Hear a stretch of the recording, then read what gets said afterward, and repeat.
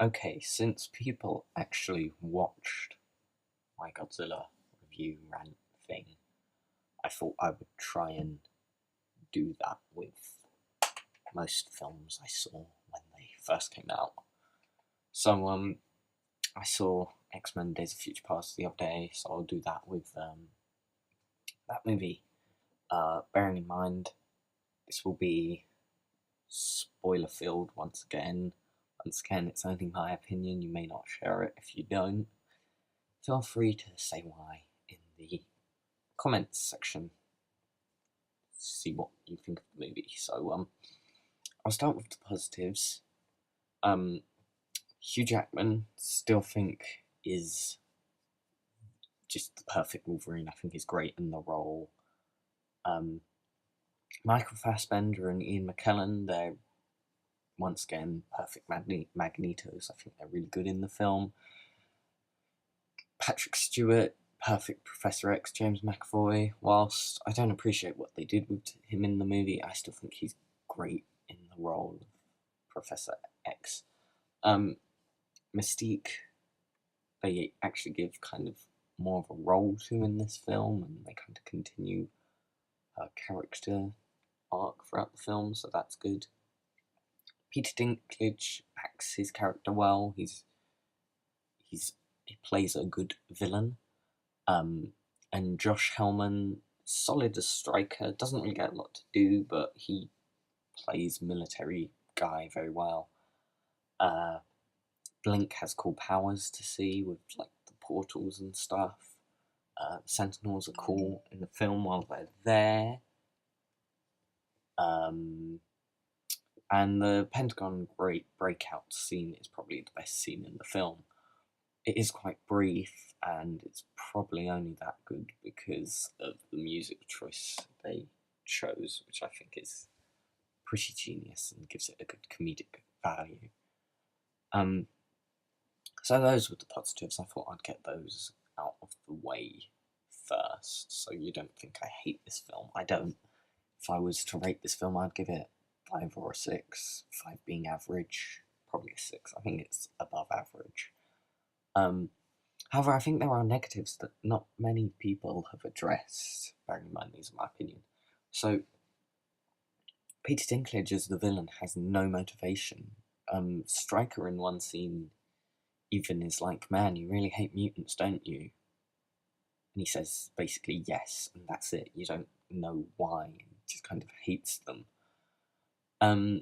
Stryker doesn't really get a lot to do aside from be Dinklage's henchman, which is kind of disappointing considering he obviously did the Weapon X program, so it's disappointing to see him get very little to do in this film. Professor X's character arc only really exists to hold the plot back for a while so that he just doesn't instantly join Wolverine on his mission to save the world, which is disappointing, I've got to say. However, it is well acted by James McAvoy, so I'll give him credit there. He does play the character very well. I'm sorry to say this, but Wolverine has his bone claws in this movie, and they just kind of suck. Like, yeah, they're just not as cool as his adamantium claws. So when he gets his bone claws out in this movie, they're just kind of dull to watch as such. I didn't care for him in the Wolverine or X-Men Origins. They're just, I don't know, they're just not that cool. Quicksilver, whoever plays him, is quite annoying, I've got to say. I've heard some people say that the character's meant to be annoying, but you should never want to annoy your audience, really, I don't feel. Especially not for the amount of time he's in the film, but also he's really underused considering his power set. He's literally there for one movie, and it feels like they just kind of inserted him because, the rights to the movie. Well, the rights to the character and that whole mess, which I don't really want to get into, but yeah, it just kind of feels pointless to have him there. And the fact he has a sister who I assume is meant to be Scarlet Witch, which doesn't do anything in the film. She's a child. And he has that one line to Magneto of, "Oh, my mum knew someone that could bend metal." And it's like, is he meant to be Magneto's son? Considering they have the rights to do all of that stuff with the character, it doesn't really contribute a lot to the film in that sense of him being Magneto's child. It's never brought up, which is weird considering they can do that. But also the time period stuff in this movie of, I believe it's the 70s, just isn't as interesting as First Class, where they had all the kind of Cold War backdrop to support the plot and theme and stuff. It's just there because that's the time period where it's set. And I mean, they have Nixon in the film, and he's really just a cheap joke. When they introduce him, he's just is there to. He literally does all the Nixon things in his first scene. He has his dogs. He's recording the conversation, and it's just kind of like, yeah, we get it. Nixon's was funny. We go, okay, and they brought up the whole thing of JFK being a mutant, and I was like, are you going to elaborate on that? I'd have thought when in First Class, which is my favourite X-Men movie, by the way, I'd have thought when in First Class he had Cerebro on, he'd have noticed the President of the United States was a mutant, but apparently not. So, yeah, and they had the whole Vietnam stuff, but it didn't really do a lot. I'll get onto that in a minute. The new mutants they introduced were underdeveloped. I mean, I couldn't tell you anything about Blink and all of them. They were just kind of there because their powers looked cool. And it's a shame that the X-Men films keep doing this, where they just throw characters from the comics at you and hope you care, which, to be honest, I don't, because I never find anything out about them. So it's just kind of dull to see that, and disappointing.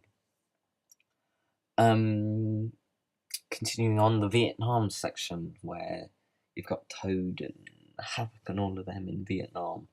It's pointless. It adds nothing to the movie. They're never seen again except like one scene.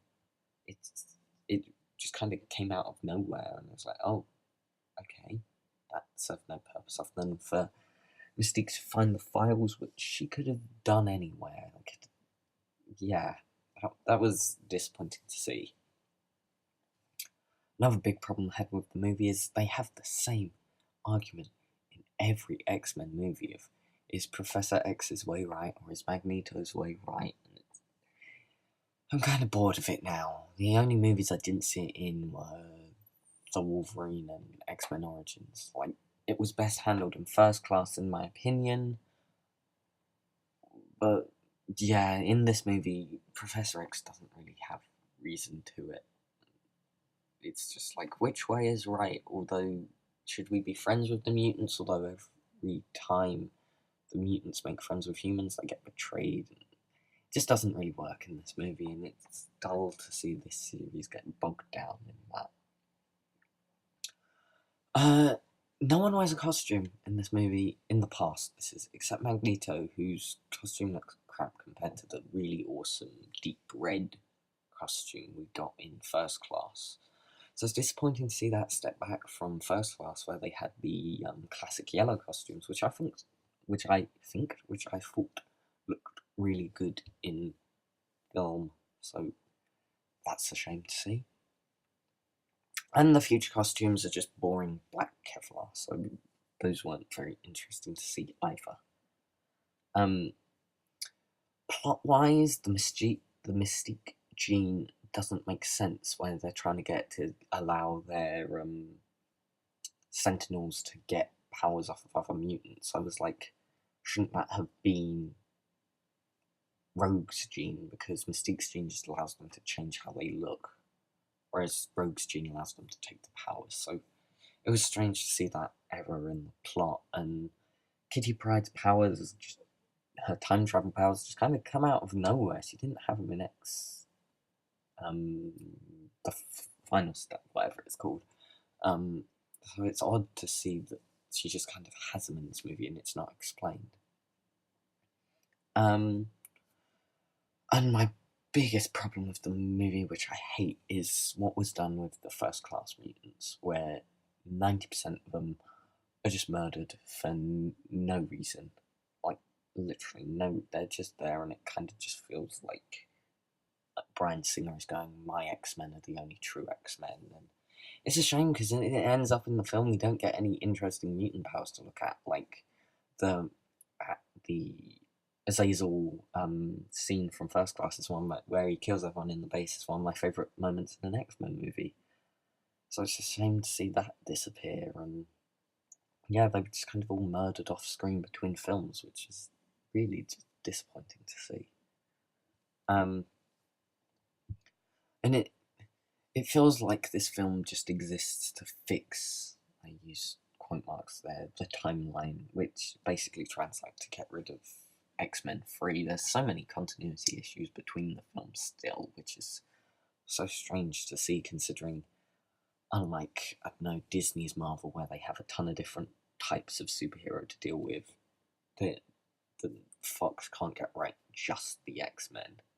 Like, in the future, Wolverine has his adamantium claws back, despite in the Wolverine him losing them. And Wolverine, not Wolverine, and Stryker losing 20 years off his age for no reason, despite him being in Vietnam with Wolverine and Sabretooth in Origins. Strange stuff like that, which it just defeats the purpose of the film, really. And the ending they get out of this film, where Wolverine wakes up in the present day with all of Bryan Singer's X-Men, I don't think makes any sense, and it just feels there to be fan service. It's like the future Wolverine should never gain control of his body back, and I just no, it felt off. I thought he was going to be in heaven or something ridiculous like that. It was strange to see there, and I think they should have cut it from the film. So yeah, that was my kind of organised evaluation of the movie. Would I recommend it? I would recommend it if you like the X-Men movies. I don't think it's as good as First Class, or is even in my top. No, it probably breaks the top three because I don't think, aside X-Men 2 and X-Men First Class, are the only two I'd say are actually better than this. But I would say they're substantially better. So it's disappointing to see the series take a step back, really, after First Class took a good step forward. So yeah, I would recommend it if you like X-Men. If not, or if you want to see the first, like, if this is going to be the first X-Men film you see, I would say no, don't. So yeah, that's my evaluation. I hope you liked it. If you did enjoy this film, tell me in the comments why you enjoyed it. Yeah, I will do this with other films, hopefully, at points. So yeah.